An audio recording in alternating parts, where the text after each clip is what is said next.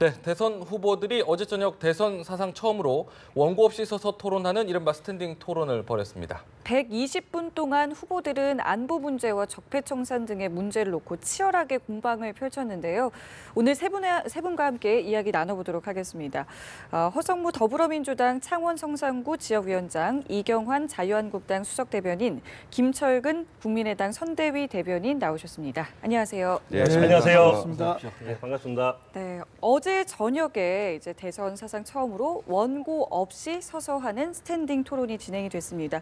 먼저 세 분께 총평을 좀 듣고 싶은데요. 먼저 말씀해 주실까요? 예, 뭐 이렇게 우리가 처음 보는 그런 형식인데, 뭐 미국 대선에서는 이제 두 분이 나와서 하니까 박진감도 있고 또 질문과 답변을 자유롭게 오고 가는 이런 느낌이 있었는데, 네. 5분이 되다 보니까 약간 산만한 느낌이 있고 또 지나치게 말꼬리 잡기나 색깔 공세 이런 느낌도 있어서 깊이 있는 정책 토론으로 들어가는 거는 좀 기대했던 것보다는 좀 못 미치지 않았느냐. 또 뭐 뒤에 논의가 있겠습니다만은 이렇게 특정 후보에게만 질문이 집중되다 보니까 전반적인 느낌이 문 후보에게 묻습니다. 문 후보에게 묻습니다. 문 후보에게 묻습니다만 반복되고, 그 문 후보는 질문할 시간이 없어요. 그러니까 이렇게 규정에 있어서 물론 뭐 룰을 합의해서 정한 거긴 하지만 예. 약간의 이제 질문할 수 있는 기회를 얻지 못하는 부분에 대해서 약간의 그런 한계가 있지 않느냐, 그런 느낌도 좀 들고요. 그다음 제일 핵심적인 거는 각 후보들이 주장은 하는데 네. 그 주장의 진실성 여부를 체크할 수 있는 팩트 체크가 빠져 있다.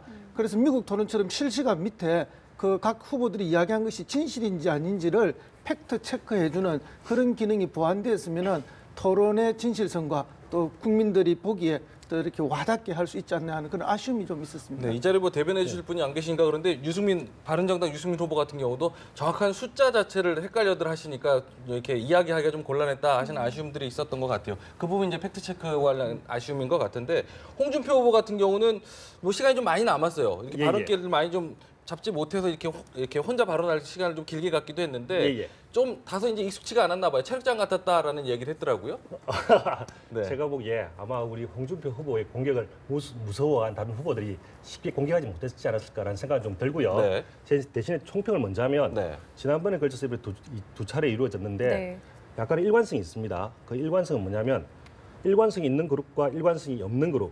예를 들어서 정책에 있어서 이 대선 후보 토론이기 때문에 대선 후보 토론은 각 후보, 각 당의 정책을 발표하는 곳 아니겠습니까? 예. 그런데 한 그룹은 자기 각 당의 정책과 말이 다 일치되기 때문에 계속적으로 일관된 이야기를 하는데, 그렇지 않은 그룹은 계속 말이 섞이게 되는 거죠.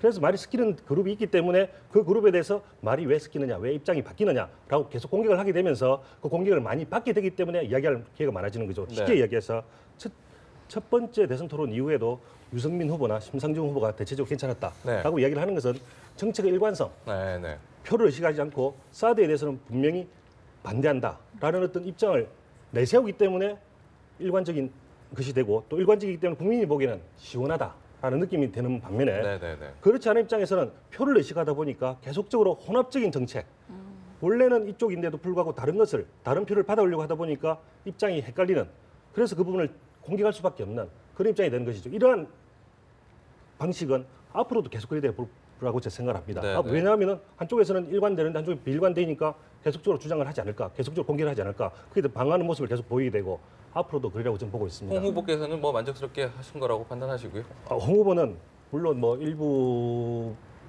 안 되는 부분도 있었지만 지난번에 훨씬 성장했죠. 왜냐하면은 예리하게 받아치는 모습도 보였고 본인이 가지고 있는 일관된 정책을 계속적으로 이야기를 함으로써 어떤 충분한 효과를 거뒀다고 보고 있습니다. 네. 국민의당은 어떻게 좀 평가하고 있나요? 일단 그 처음 해보는 토론이잖아요. 네. 그리고 사실은 그 토론 룰에 서서 그냥 고정돼 있는 게 아니고요. 사방 1m는 움직일 수 있도록 룰 협의가 돼 있는데 우리나라에서 토론하는 문화가 움직이면서 하는 게 익숙치 않았던 모양입니다. 그동안 앉아서만 해왔으니까요. 다른 후보들도 그대로 고정돼 있었던 게 좀 아쉬운 게 있고요.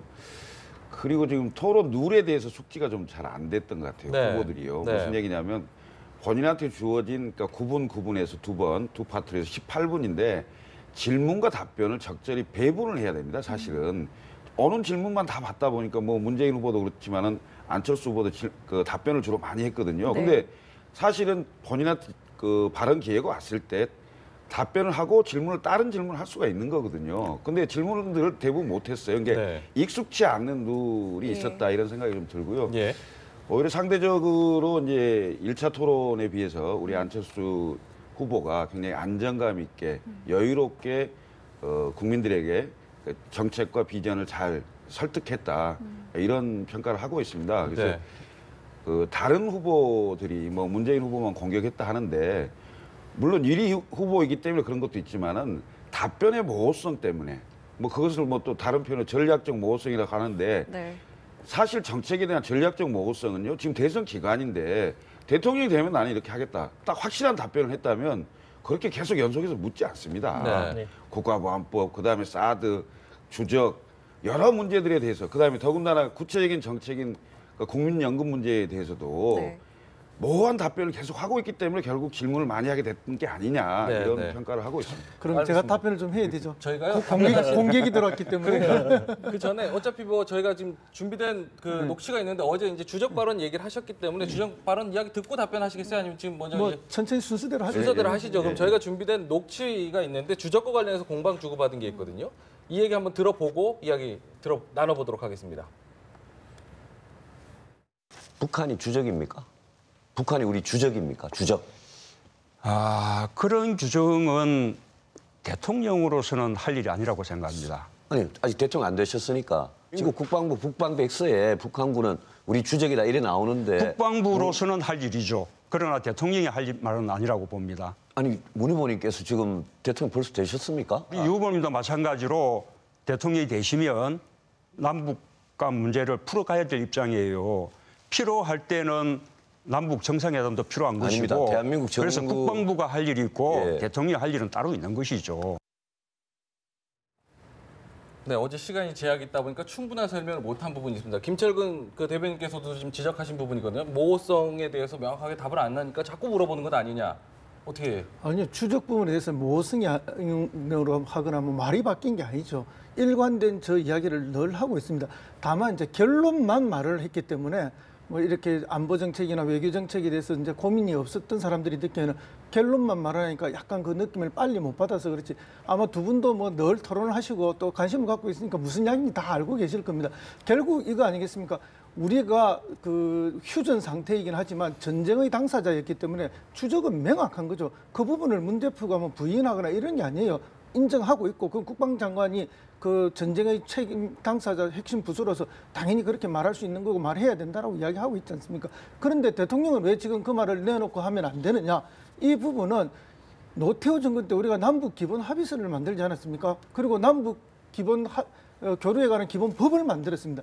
저는 우리가 휴전 상태에 있고 특수관계 상태에 있지만 우리가 남북 간의 교류와 협력을 통해서 남북 간의 이해를 높이고 남북 간의 필요한 평화와 번영을 위한 노력을 기울여야 한다는 게 우리한테 있는 거죠. 예. 그러니까 추적이면서 동시에 교류 협력을 해야 될 또 대상이기도 한 거죠. 그러니까 대통령의 역할은 추적이다 해서 공격과 싸움으로만 역할만 있는 것이 아니고 동시에 또 다른 역할도 해야 되고 동시에 또 김영삼 정부 때는 유엔에 동시 가입하지 않았습니까? 네. 또 우리의 외교 대상으로서의 또 그런 역할도 있는 것이고 남한과 북한의 관계는 매우 특수한 관계입니다. 네. 그런 어떤 적대적 관계에서의 주적의 관계도 있고 또 동시에 교류 협력을 해야 되는 관계도 있고 이런 다양성이 있기 때문에 대통령이 하나의 되면은 표현으로 규정할 수 없다. 이런 것들을 다 포괄해서 해야 한다는 뜻으로 먼저 좀 하는 먼저 말들을 얘기했습니다. 그렇게 하는 거지 뭐 주적인지 아닌지 그걸 알겠습니다. 구분을 못해서 또는 뭐 모호해서 그런 건 아니다는 걸 분명히 알겠습니다. 하시죠. 네.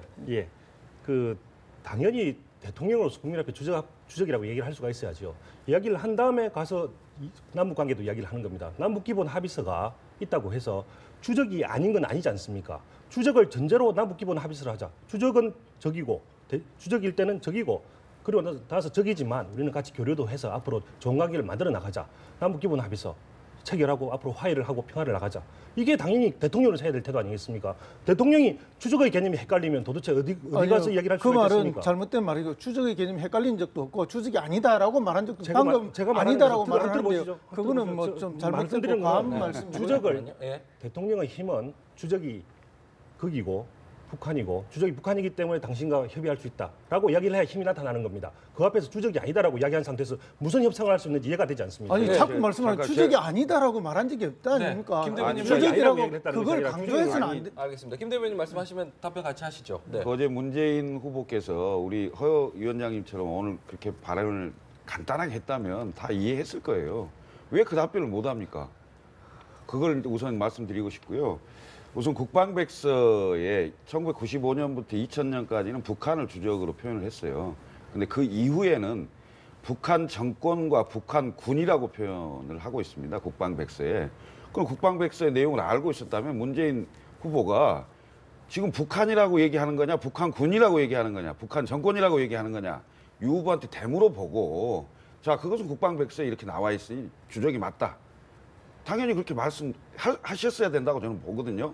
그리고 나서 방금 말씀하신 대로 북한은 우리에게는 이중적인 겁니다. 주적이기도 하고 교류협력 대상이기도 하고 평화통일의 대상이기도 하기 때문에 그렇게 간단하게 말씀하시면 될 일을 아닌 것처럼 계속 발언을 명확하게 못 하시잖아요. 그 점을 제가 말씀드리는 겁니다. 김철근 교수님의 말씀 뜻은 뭐 저하고 거의 똑같은 뜻으로 말씀하시는데 이제 그런 과정에 대한 잘 설명이 있고 결론을 이야기를 부족했다. 했다면은 뭐 이제 더 설득력이 높았을 텐데 네. 어쨌든 국정을 경험한 사람이고 또 국정을 앞으로 운영해야 될 뭐 책임을 느끼는 사람으로서 이 부분에 대해서는 그런 다양한 의미를 품어서 그렇게 말씀하실 수밖에 없었다. 그렇게 이해를 해주시면 감사하겠고요. 네. 뭐 그런데 자꾸 말씀하시는 것처럼 뭐 주적이 아니라고 했다든지 이런 거는 사실과 전혀 관계 없고요. 설명이 뭐 부족했지? 그러면 저기 뭐 전혀 뭐 아니, 그런 그러기도 거 하고요. 저는 우리 네, 잠깐만. 네. 제가 한마디 말하겠습니다. 공당의 후보께서 네.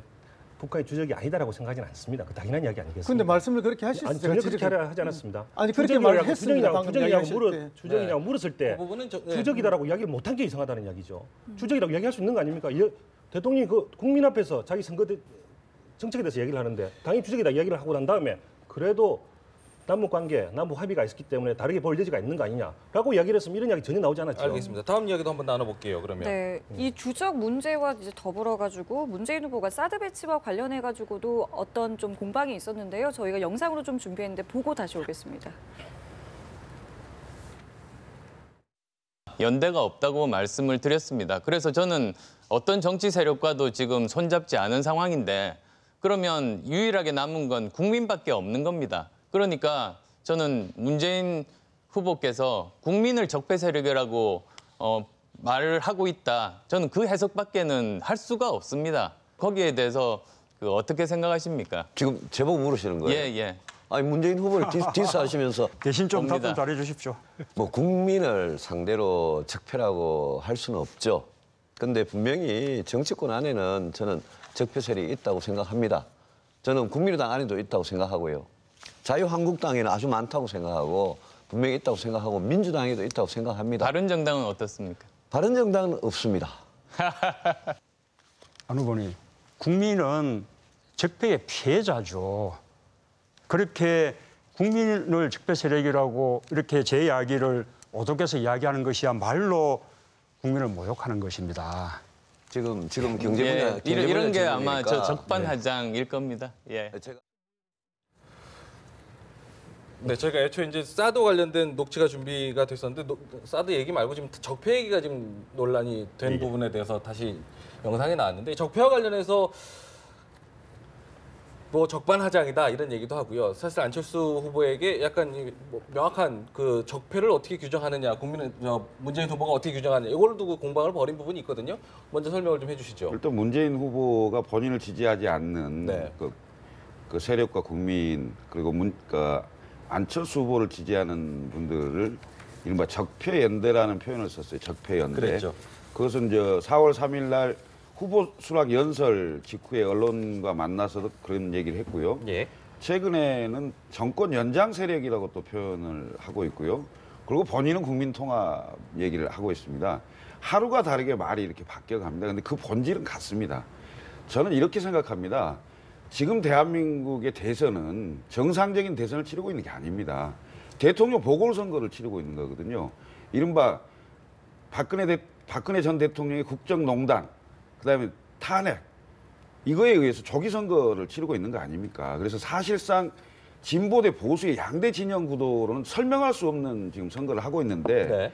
결국은 국민의 80% 이상이 박근혜 전 대통령 탄핵에 찬성을 했고 지금 사실상 정권 교체는 거의 확실하다 이렇게 돼 있는 상태거든요. 그러면 결국은 안철수 후보냐 문재인 후보냐의 선택만 남아있는 상황에서 문재인 후보를 지지하지 않는 사람을 적폐 세력의 연대다, 정권 연장 세력이다 이렇게 얘기한다면 도대체 국민 통합을 어떻게 할 것이며 어떤 에너지를 모아서 새로운 대한민국을 만들겠다는 것인지 도대체 이해할 수 없는 그 해석까지 말씀을 하시는 거예요, 문재인 후보가. 네.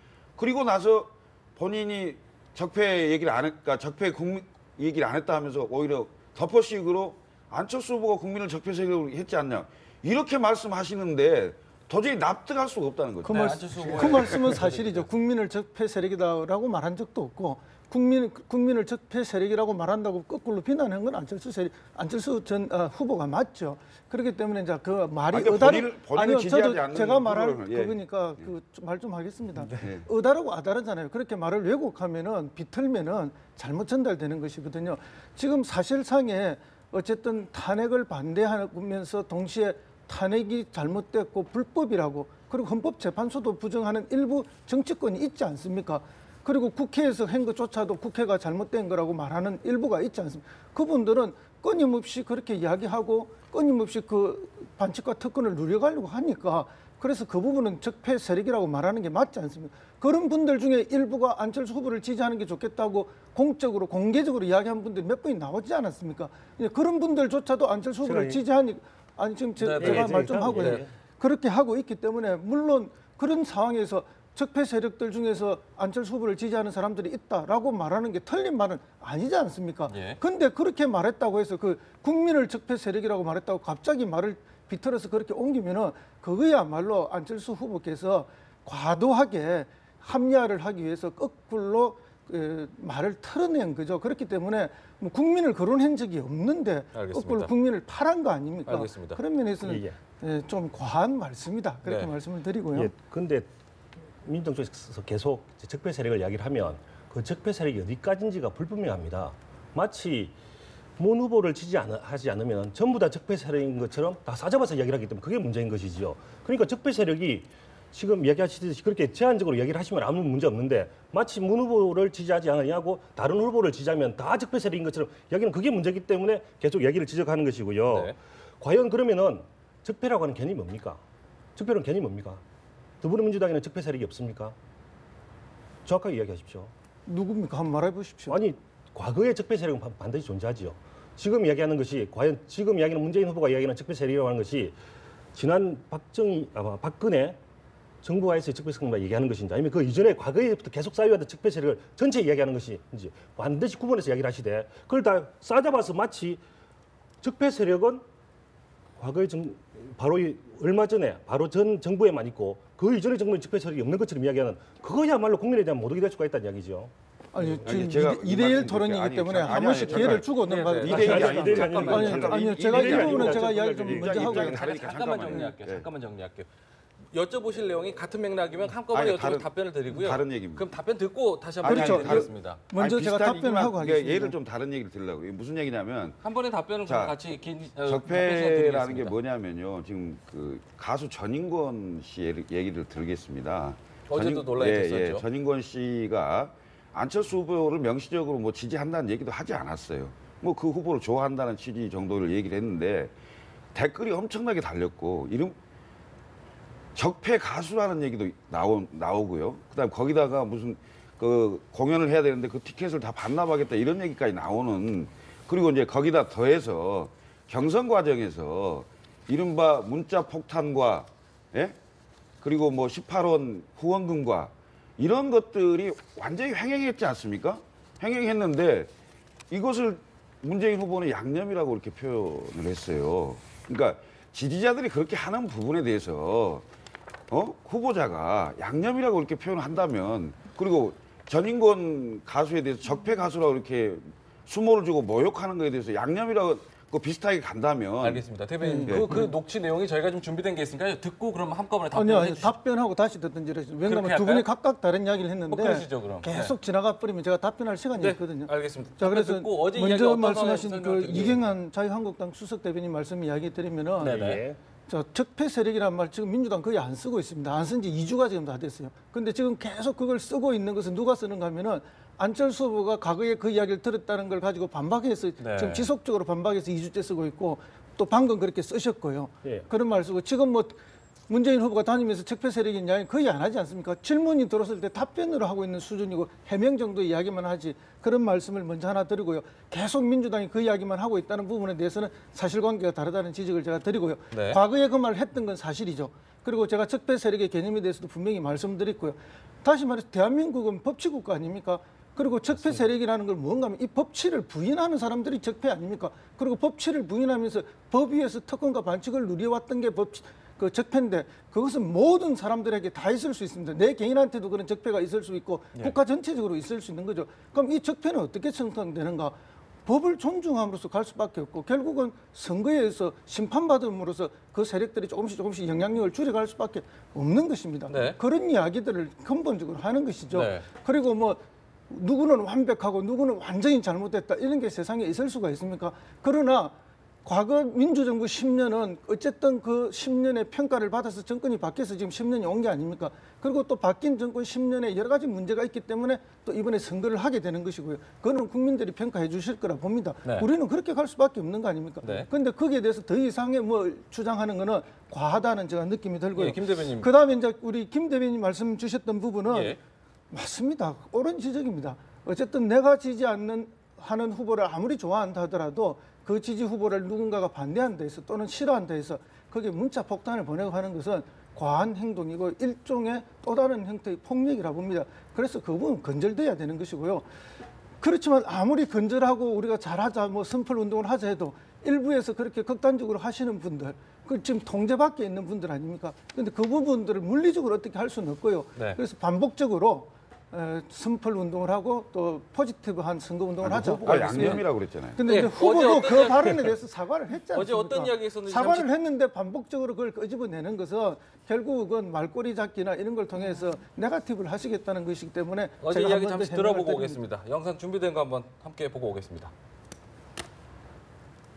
최근에 그 전인권 씨가 저를 지지하고 있다고 말씀을 하시면서 정말 수모를 당했습니다. 문재인 후보님 그 지지자들로부터 심지어 적폐 가수라는 그런 말까지 들었습니다. 이게 옳은 일입니까? 우선은 제가 한 말은 아니지 않습니까? 그렇고 그다음에 그런 식으로 정치적 입장을 달리한다 그래서 그런 식의 어떤 폭력적이고 모욕적인 그런 식의 문자 폭탄을 보낸다면 그것은 옳지 않다라는 말씀을 드렸죠. 자, 그렇고요. 예, 문 후보님께서 양념이라는 말씀을 홍준표- 또 하셨단 말씀이에요. 저 말 안 제가 끝났습니다. 바꿀 수 있습니다. 네, 어제 이야기 함께 다 들어봤고요. 이 부분에 대해서는 어쨌든 어제 이야기를 보고 유권자들이 판단하실 거라고 생각하고요. 다음 질문도 하나 좀 넘어가 볼까 합니다. 한 말씀만 드리고. 아니, 다음 주제로 넘어가시죠. 여기 그러면 다른 게 또 드려야 되니까 한 가지 또 이제 홍준표 후보께서 이제 사실 예. 이 부분에 안철수 후보에게 좀 지적했던 부분인데 예. 대북 성공과 관련해서 좀 문제 제기를 하지 않았습니까? 예. 일단 그 부분에 대해서 홍준표 후보의 주장은 무엇인지 먼저 질문 드리고 예. 김철근 대변인 답변 함께 들어보도록 하겠습니다. 당연히 그 남북 관계에서 남북 관계 평화적 통일을 위해서 예. 당연히 교류는 있어야 되는 게 맞지만 과연 그 교류가 돈까지 보내가면서 해야 되는가라는 문제된 제기였다 볼 수 있는 거죠. 네. 당연한 이야기 아니겠습니까? 그 돈을 보고 오는 사람이 협상을 하는 사람이 제대로 협상을 하겠습니까? 돈 없으면 바로 끊기죠. 그것이 바로 지난 정권에서 계속되었던 거 아니겠습니까? 그 돈이 다 어디로 갔습니까? 전부 다 핵무기로 갔고 대한민국 위협하는 무기로 가지 않았습니까? 그것을 정확하게 지적하는 것이죠. 돈을 주는 것에 대한 길을 들이기 시작하면 앞으로도 돈을 주지 않고서는 만나지 않는 겁니다. 그게 바로 지난 정권에서 밝혀진 것이죠. 네. 거기에 대한 문제를 정확하게 제기하고 있는 겁니다. 네네. 그래서 어제 이제 안 그래도 유승민 후보도 여쭤봤죠. DJ 정부 때 대북 송금 공과 과입니까 이렇게 물어봤을 때 안철수 예. 후보가 공과 과가 있다, 둘 다 있다 이렇게 해명을 했는데 이 부분에서 완벽하게 좀 답이 안 됐다라고 생각하시는 분들이 계신 것 같더라고요. 어제 시간이 모자라서 어떻게 좀 설명을 하실 수 있을까요? 이제 그 답변 전에 그 화성무 위원장님이 적폐 정의에 따르면 하시긴 하셔야 되겠군요. 그 문재인 후보의 아들 문준영 씨의 그 채용 있잖아요. 그 고용정보원의 채용은 적폐 채용인 거네요. 이따 말씀하시고요. 자, 그 햇볕 정책 있잖아요. 네. 햇볕 정책은 20년 됐습니다. 20년 됐고 당시에 김대중 대통령이 대북 그 화해 협력 정책으로서의 햇볕 정책을 추진한 거였는데요. 예.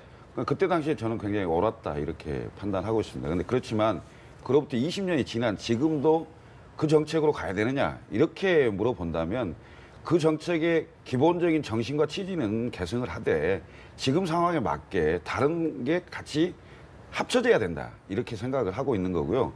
대북 송금 특검을 한 것은 당시에 노무현 정권이 잘못한 것이라고 저는 생각합니다. 이른바 그 대북 관계에 있어서 김대중 대통령의 통치 행위를 이른바 특검이라는 법률적 잣대를 갖다 대서 이런 어려운 상황을 만들어낸 것은 당시의 정권의 잘못이다 이렇게 생각하고 있습니다. 네. 예, 뭐 굳이 한 말씀 하고 가니까 저도 한 말씀 해야 되죠. 그럼 이제 김미경 교수의 1+1 채용도 그러면 뭐 역시 적폐 채용인가? 그다음에 또 김미경 교수의 뭐 보좌진들에 대한 뭐 여러 가지 개인적인 활용 이거는 그러면 적폐인가 갑질인가?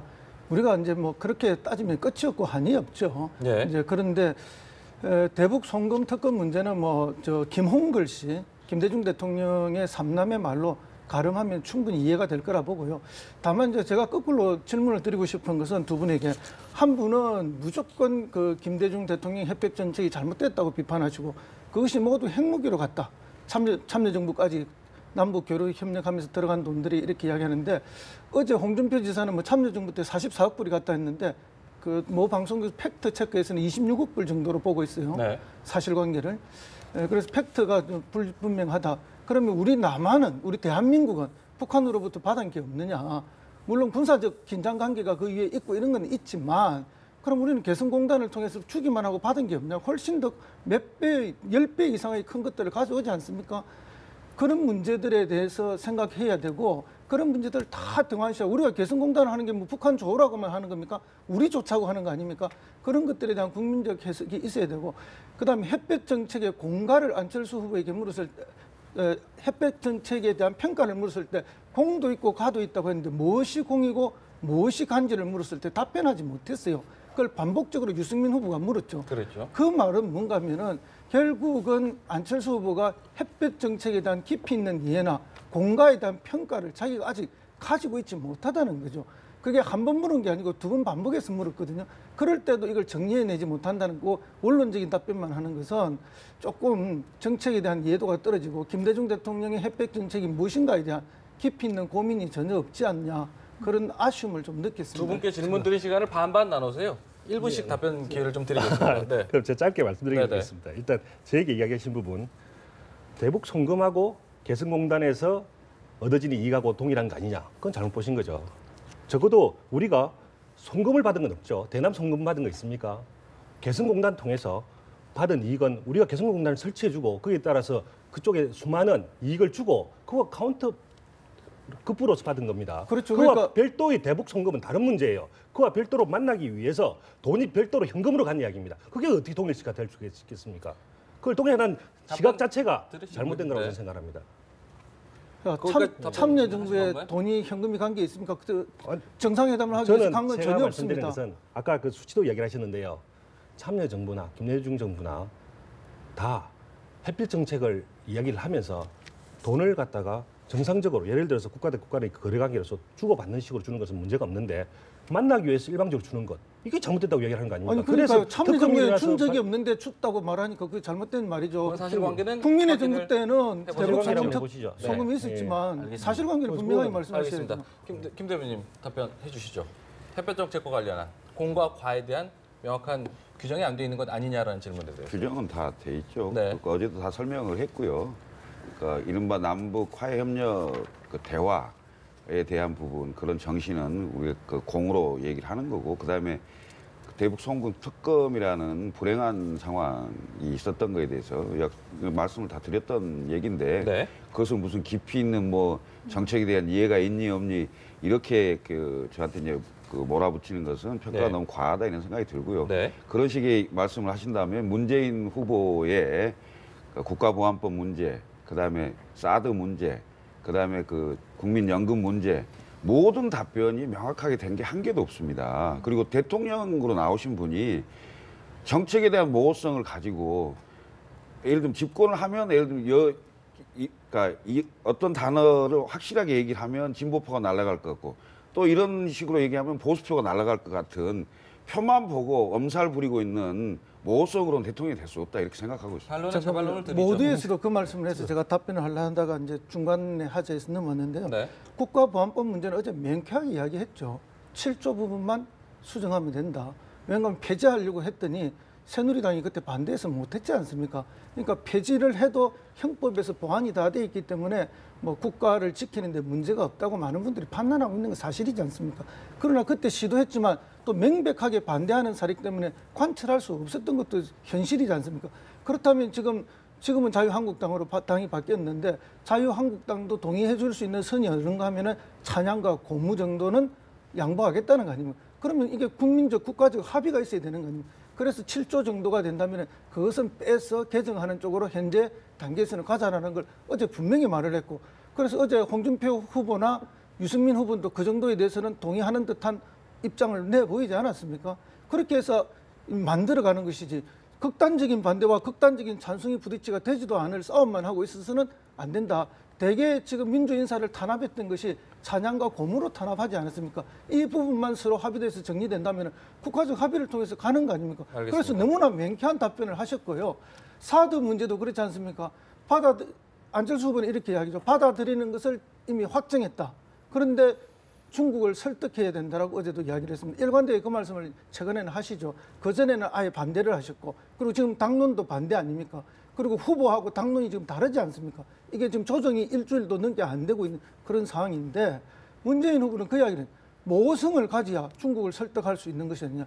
우리가 이미 어떤 결정만 내려놓고 이야기를 하면 상대가 받아들이지 않으면 설득할 수가 없지 않느냐. 모성 자체가 전략이다. 모성 자체가 오히려 상대방들에게 더 큰 설득력을 가질 수 있고 우리의 카드를 가지고 있을 수 있다. 카드를 버리서는 안 된다는 그 이야기고요.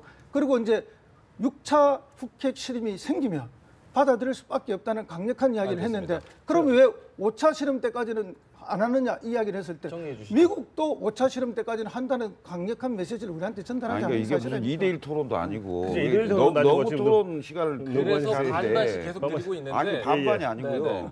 무슨 얘기냐면 국가보안법을 폐지할 거냐 말 거냐로 했을 때 폐지한다 안 한다는 얘기를 정확히 안 했어요. 예. 국가보안법을 존치하겠다. 대신 7조나 뭐 찬양고무 동조 이 부분이 문제가 되는 그 항목에 대해서는 조정하겠다 이렇게 하면 끝날 얘기를 어제 그렇게 하셨잖아요. 그렇게 하질 않았어요. 방송을 보시면 알겠지만 폐지냐 존치냐에 대한 본인 입장이 없었습니다. 네. 그리고 과거에 열린우리당 정권 당시에 그 과거 설명만 하고 말았어요. 왜 그러십니까? 대통령이 되시려고 하신 분이 명확하게 나는 어떻게 하겠다라는 얘기를 해야죠. 네. 아니 그래 어제 자, 7조만 잠깐만요. 수정하겠다고 잠깐만요. 분명하게 예, 이야기하셨잖아요. 예. 안 했어요. 답변할게요. 제가 보기에 지금 모호한 것은 안철수 후보나 문재인 후보가 똑같습니다. 다만 차이는 문재인 후보는 자기가 모호하다는 것이 전략인 것이고 안철수 후보는 모호한지 아닌지 이야기를 안 할 뿐이고 다 모호한 건 애매한 건 다 동일한 입장이고요. 아까 이야기하셨던 것 중에 모호한 것이 하나의 전략이라고 하셨는데 그게 과연 전략이 될 수 있는지 그 부분에 대해서 이야기를 하고 싶습니다. 입장을 밝혀야 그다음부터 양보를 구하는 것이지 자기가 모호한 입장을 채우고 있기 때문에 중국이 계속적으로 찌르는 거 아니겠습니까? 사드 하지 말라고.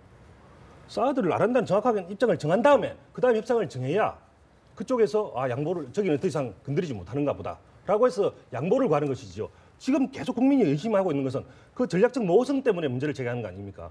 지금 이 시점에 와서는 바로 사드는 반드시 배치돼야 된다라고 하는 입장에서 협상을 가야 됩니다.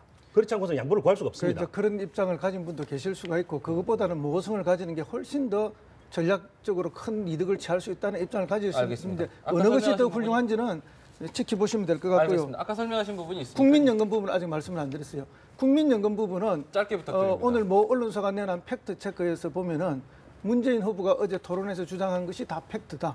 그렇게 나와 있습니다. 그래서 알겠습니다. 참조하시기 바랍니다. 알겠습니다. 저희가 계속 이제 문재인 안철수 후보 중심으로 좀 이야기를 나눠봤는데 어제 이제 또 홍준표 후보의 대선 출마 자격을 놓고 또 유승민 후보와 설전도 있었는데요. 그 이야기도 잠깐 들어보고 설명을 좀 들어보도록 하겠습니다.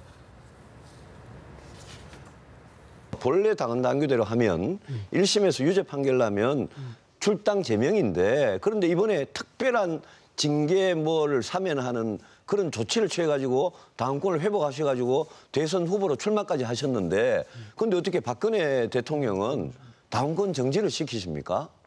그 좀 앞뒤가 완전히 안 맞는 거 영치 없는 짓 아닙니까? 그건 당권 정지해가지고 확정 판결이 날 때 출당입니다.